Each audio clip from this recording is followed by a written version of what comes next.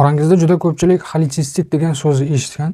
Chunki deyarli har 10 ta odamni 6 ta, 7 tasida tez uchrab turadigan tashxislardan biri bu.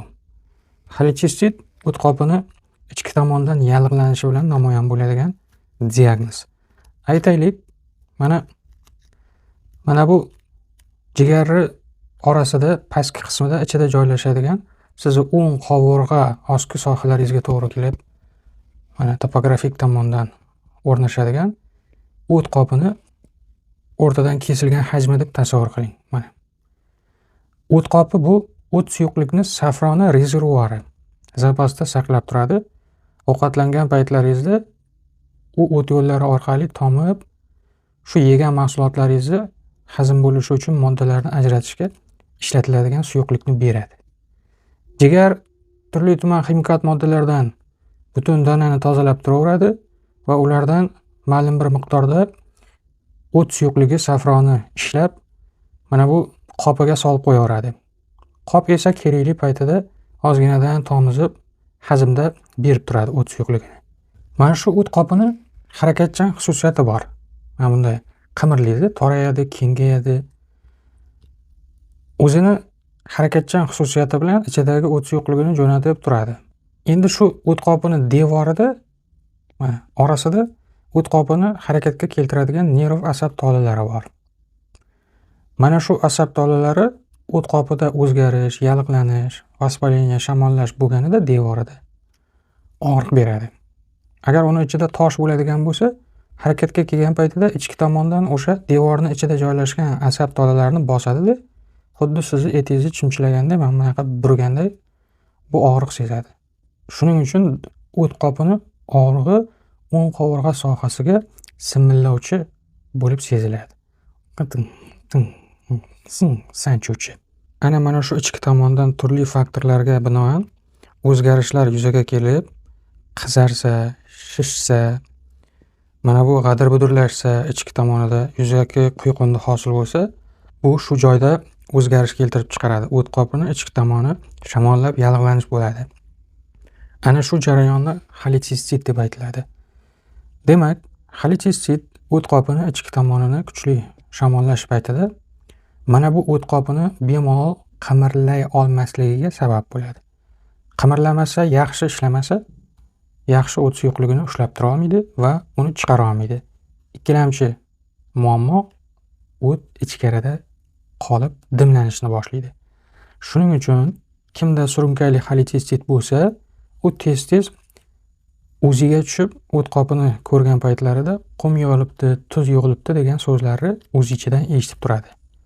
Ayni mana shu o'z vaqtida yaxshi jelchigunli xususiyatga ega bo'lmaganligi uchun ham o't suyuqligi o't qopini ichida qolib, ko'p dimlanib turadi.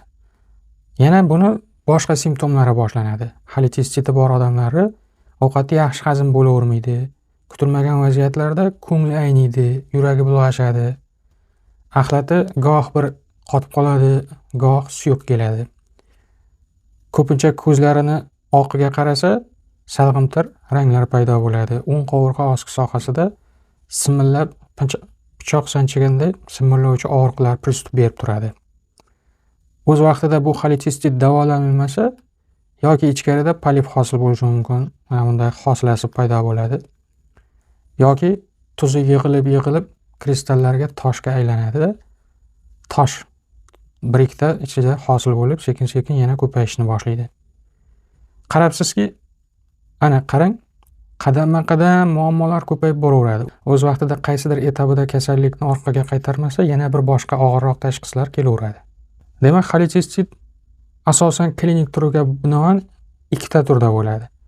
Birdaniga boshlanib qolsa va o'ng qovurg'a sohalaringizda, ostki sohalarda pristupobrazniy og'riqlar sanchib burab bezovta qilsa, ko'ngil aynish, qayt qilish, shu bilan birgalikda tana haroratining sal ko'tarilishi, safro qayt qilish, o't sapsariq qandaydir bir deb qusgilaringiz kelishi, bular hammasi o'tkir xolechisitni belgilari hisoblanadi. Terapevtga borganingizda yoki shoshilishga borganingizda sizga o'tkir xolechistit deb tashxis qo'yadi-da, biroz kabinetcha qilib uyingizga qo'yib yuboradi. Va bu o'z vaqtida oxirigacha davolanmasa, surunkali turiga o'tadi. Endi oyda 1-2 marotaba sizni bezovta qilib turadigan, lekin sizni butunlay tark etmaydigan turi. Xronический xolecисtit deyiladi. O't qopi UZIda qaraganda birmuncha qalinglashgan, ichida biroz quyuqlashgan joylari bo'ladi, exogennosti oshgan, exogennosti yo'qolgan qismlari bo'ladi. Shunda sizga o't qopini xolecystit ham surunkali bor ekan degan tashxisni ham yozib yuboradi. Demak, ikkinchi turini ham bildingiz. Ikkinchi turi asosan ovqatdan oldin yoki ovqatdan keyin, ovqatlanib bo'lganingizdan keyin sim o'ng qovurg'a osti sohasida tochka bo'lib burab og'rish bilan namoyon bo'ladi. Endi xolecystitning negizida nimalar yotadi? Negizida siz ratsionga amal qilmaganligingiz bo'lsa 5, bo'lmasa 15 qilib ovqatlanmay, o'z vaqtida ovqatlanmay, ertalablari choy ichmay yoki obedda ham maromida ovqatingizni iste'mol qilmay, ovqatlanganda telefon o'ynab, asabiy bo'lsangiz, ovqatdan keyin sirazi nos sotib yuboradigan yoki sigaret chekib yuboradigan xilidan bo'lsangiz, bunaqa vaziyatlarda xronический o't qopida xolecystit tez yuzaga keladi. Xolecystitni o't qopida shamollashning negizida asosan 3 ta varianti bo'ladi. Birinchi variant negizida shunchaki o'zini devori bilan, safrosi dimlanish bilan, shishish bilan namoyon bo'ladi, o't qopining ichki tarafi buzilishi bilan. Ikkinchidan o't qopining ichida parazit, virus yoki bakteriyalar hosil bo'lishi mumkin. Uchinchi varianti tosh bo'lishi mumkin. Kalkulyozniy xolecystit deb aytiladi unda. Tipichniy haqiqiy xolecystitga mos bo'lgan belgi to'poy og'riq, qaltis simillovchi, burab shu o'ng qovurg'a osti sohalarida tochning qayerda joylashganini lokalizatsiya qilib bera olmaysiz. Osilibroq og'riganday bo'ladi mana. Mana shu xolecystitni juda o'ziga mos bo'lgan belgisi. Shu bilan birgalikda tilga qaragan paytingizda ertalablari sarg'ish rang, og'izga garich borib achchiqdan kelish ham qo'shiladi. Ayniqsa och qolgan va ovqat yemagan vaziyatlaringizda og'zingizdan qo'lansa hid kelib, achchiq kislotaday ta'm kelib, qayd qilgingiz keladi. Tupurgan paytlaringizda sariqroq rangda bir yomon hid bilan chiqadi. Bu ham xolecystitning belgisi, surunkali. Ko'pincha yana xolecystitga qo'shimcha belgilar bunday mana shu belgilar bilan birgalikda bunday odamlar uyqusi yaxshi bo'lmaydi, раздражительный, asabiy bo'ladi. Xolecystit olib keladigan eng asosiy negizidagi sabablar birinchisi bu o'ta achchiq ichimliklarni ichish yoki o'ta sho'r, achchiq ovqatlarni, salatlarni iste'mol qilish. Yotib ovqat yeyish, ovqatdan keyin yotish, yonboshlash. O'z vaqtida ovqatlanmaslik, ertalab choy ichmay ketish, obedda yoki kechki ovqatda biron bir ishlarga chalg'ib vaqt topa olmay, normada vaqtida yeya olmaslik. O't qopining ichida o't yo'qligi ko'p qolib ketishiga sabab bo'lib, uni devorlarini zararlaydi. Shu bilan birgalikda qorinni kuchli yog' qoplagan bo'lsa, kam harakat bo'lsa, bunday odamlarda ham xolecystit tez uchrab turadi. Negaki o't qopi zastoy bo'lib qoladi-da, dimlanib. U chiqib turish kerak, u harakat qilib turish kerak. O'tda misol uchun chesnoklar bilan, piyozlar bilan shashliklarni urib yorib, ukuslarni quyib yorib, yeb yorib yuradigan odamlar bo'ladi-ku. Mana shu odamlarda ham tez o't ishlamay qolib, xolecystit bo'lib turadi. Va albatta o'ta quyuq va yog'li taomlarni iste'mol qiladigan kimsalarda. Endi shunday qilib xolecystitning belgilari bor ekan, sabablarini bildingiz, nima kasallik ekanligini tushundingiz. Diagnostika qanday bo'ladi? Diagnostika klinikaga, ya'ni kasallikning klinik belgilariga qarab 50-60% va sidik analizi yoki qon analizi topshirib yana qo'shimcha 10% tashxis ko'paydi. Shuning bilan bemor ko'rikdan o'tkaziladi, yana 10% va tekshiruv дополнительный instrumentalniy, aytaylik, UZI. Mana shularning hammasi ko'rik deb aytiladi. Ko'riklar natijasida diagnostik xulosa paydo bo'ladi. Sizda xolecystitni yo o'tkir yoki surunkali turi bor ekan deb aniqlanadi. Endi nima qilish kerak? Hammani qiziqtiradigan joyi davo choralari ambulator sharoitda, uy sharoitida bo'ladi.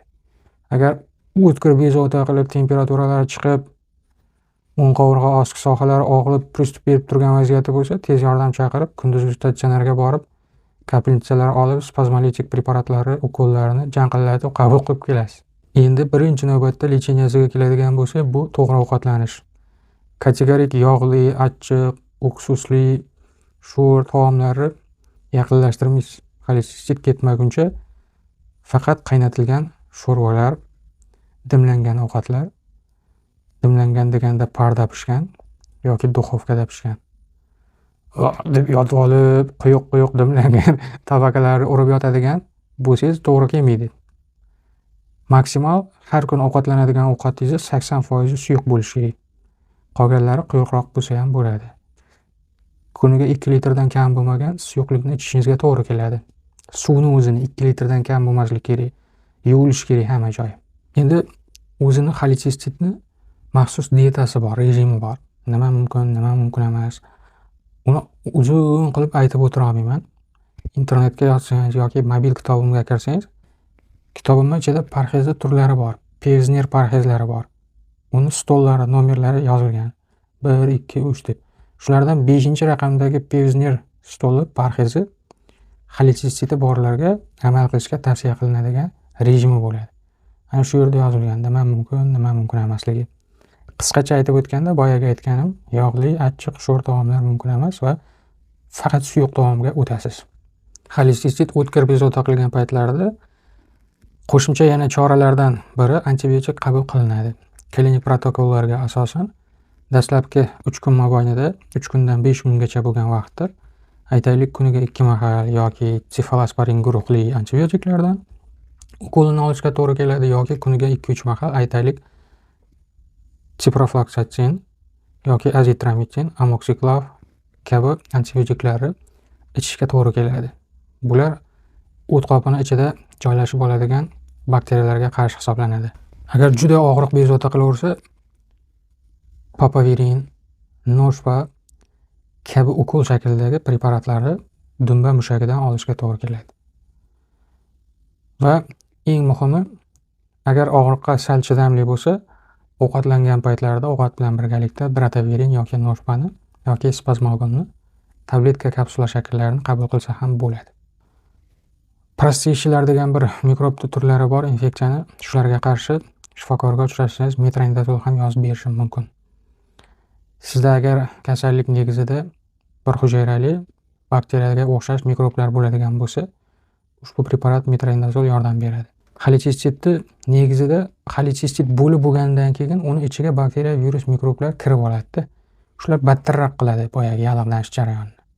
Ana shuning uchun deyarli 3 kundan 5 kungacha davo choralarida antibiotiklar ishlatiladi. Asosiy mana shu o'tkir xolestitda antibiotik, og'riqqa qarshi dieta, suyuqlik. Juda og'riq kuchli bo'laversa, shu joyga novokain blokadasi qo'yiladi. Endi surunkali turi. Surunkali turda ham lecheniyaning asosiy etapi bu to'g'ri ovqatlanish. Ertalab обязательно ovqatlanish kerak. Ertalab choy ichish kerak, zavtrak qilish kerak. Xolestiti borlar. Yog'li taomlarni, fast foodlarni, teshpishar ovqatlarni umuman yaqinlashtirmaslik kerak. Gazli, rangli, achchiq ichimliklar mumkin emas. Kola, Pepsi, umuman bunaqa narsalarga yaqinlashtirmaysiz. Kofe ham, sutlisi ham mumkin emas. Faqat ko'k yoki qora choyni yengil damlab ichishingiz mumkin, ozgina rang berib. Xolestit bilan o'ynashib bo'lmaydi. Ertaga yaxshi ishlamay qolsa tosh hosil bo'ladi. Undan keyin tosh bilan birga o't qopingizni oldirishga to'g'ri keladi. Shu bilan birgalikda surunkali turida xolestitni asosiy davo choralaridan yana biri bu damlamalar. Fitoterapiya deb aytiladi buni. Fitoterapiyaga tashqi muhitdan ham qo'llansa bo'ladigani bor, ichki muhitdan. Tashqi muhitdan bu romashkali, havoyli vannalarda yotasiz. Kunaro tanaga yoqadigan qaynoq suvga romashkani damlab qo'yib, misol uchun vannaga cho'milish kerak. 20 minutdan yarim soatgacha bu spazmni yechish uchun. Juda ham yaxshi foyda ko'rsatadi. Bir oy ichida misol uchun har 2 kundan bir marotaba vannada cho'zilib, raslabitsa qilib vanna olish kerak. Xolestiti borlar. Xolestiti borlar iloji boricha biqinlari bilan birga o'rab, qornini, o'sha jigar sohalarini issiq tutish kerak. Issiqda spazm yechilib, tez yaxshi bo'ladi. Mana shu sohalaringizga puxovik ro'mollarni boylab yoki ovqatdan oldin, ovqatdan keyin grelga qo'yib isitib, uni tubajini yaxshilash kerak-da, oqishini. Mana shu tashqi muhitdan issiq bo'lganda shu joyga issiq qo'ysangiz, yaxshi ishlaydi o't qopi. Endi jelchigonli preparatlar bor. O't yo'llarini kengaytirib, o't suyuqligini tez-tez ishlab bo'shatishga yordam beradigan. Eshitgansiz, Alahol, Xalinzin preparatlari Rossiyada ishlab chiqarilganlari kitobga kiritilgan. Yoki xolosas preparati. Bilib qo'ying, men hech qachon firmalar bilan birga ishlamaganman, ishlamayman. Dori ishlab chiqarib sotmayman ham. Internetda hammasi chiqarib turgan montaj, soxta, aferist, qora qarg'alari, firmachilari, kirdikorlari meni nomimdan, meni videoyimni ssenariy qilib, sun'iy intellekt bilan ruscha gapirtirib, dori sotuviga ishlatsa, montaj qilib qo'ygan bo'lsa, havolaga o'tib falon mahsulotni sotib oling desa, aslo ishonmang.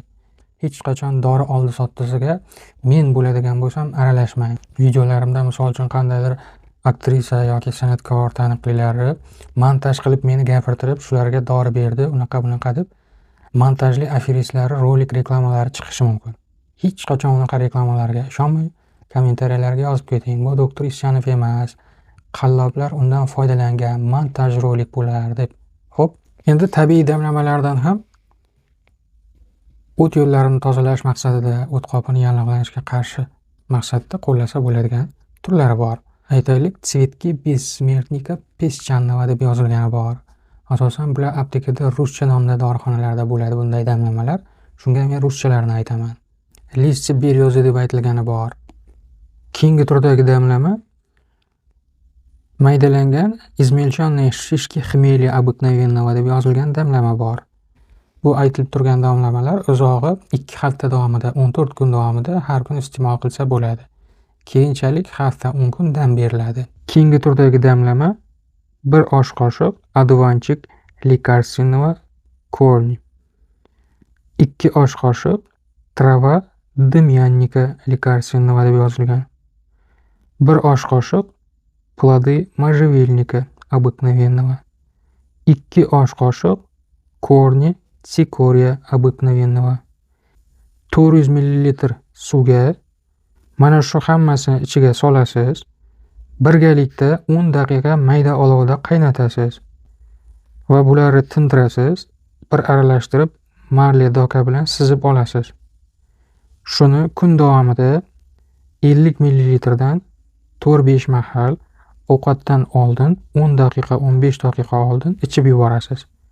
10-15 kun mobaynida. Bu sibor, travennoy sibor bo'ldi. Qarang, aytganlarim hammasi dorixonalardan topiladigan damlamalar. Keyingi damlamamiz 1 osh qoshiq miyata quritilgan bargi, 2 osh qoshiq trava dushiцы bolotniy deb yozilgan damlama va 2 stakan suv. Tayyorlanishi: bu damlamalarni ustidan qaynoq suvni solasiz, damlab, bir aralashtirib, uni og'zini yopib, yarim soatga tindirib o'rab qo'yasiz. Tayyor damlamani marli yoki dokada sizib olib, suyuqligini kuniga 3-4 mahal ovqatdan oldin 2 osh qoshiqdan iste'mol qilasiz. Bir kunda bir tayyorlaganingiz yetadi.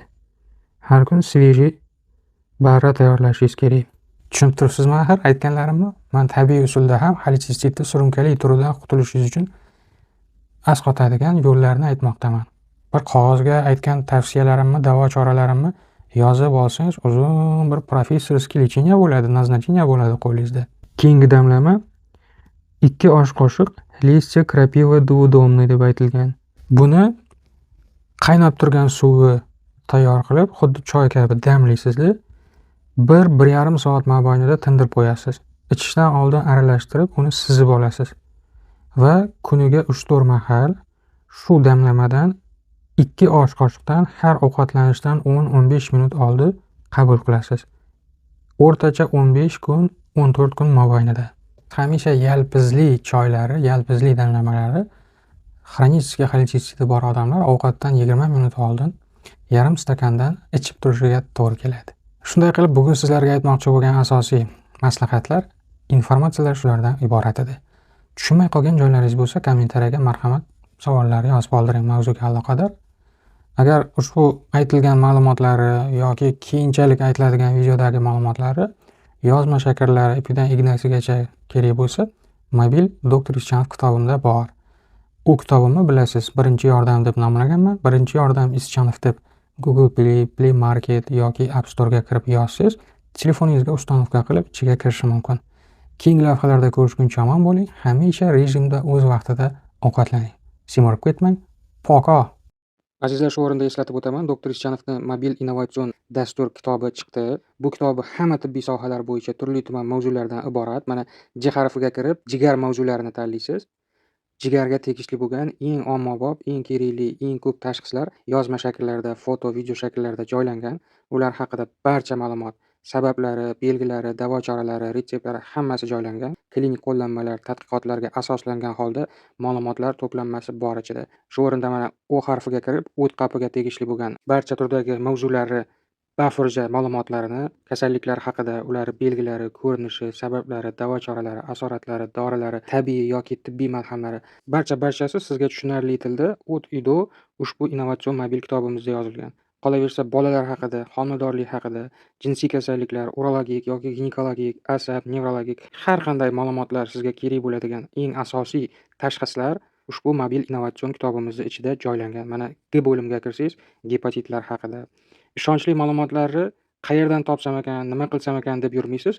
Ya'ni agarda siz ushbu mobil innovatsion barcha tibbiy sohalardan ma'lumotlarga ega bo'lgan kitobimizni yuklab o'zingizga o'rnatib qo'ysangiz. Bundan tashqari minglab tabiiy malhamlar va Ibn Sino bobomizni retseptlarini tayyorlash usullari, tabiiy davo choralariga ajratilgan bo'limlari ham bor. Bu innovatsion mobil ilova kitobimizni iPhone'larga yuklash uchun App Store saytidan, iPhone emas telefonlar yuklash uchun telefoningizda Play Market yoki Google Play saytiga kirib, o'sha joydan birinchi yordam so'zini yozib, skachat qilib olishingiz mumkin. Yoki shu videoni tagiga ko'k yozuvda ssilka qoldiraman, uni ustiga bosib, skachat qilib yuklab telefoningizga o'rnatib olishingiz mumkin.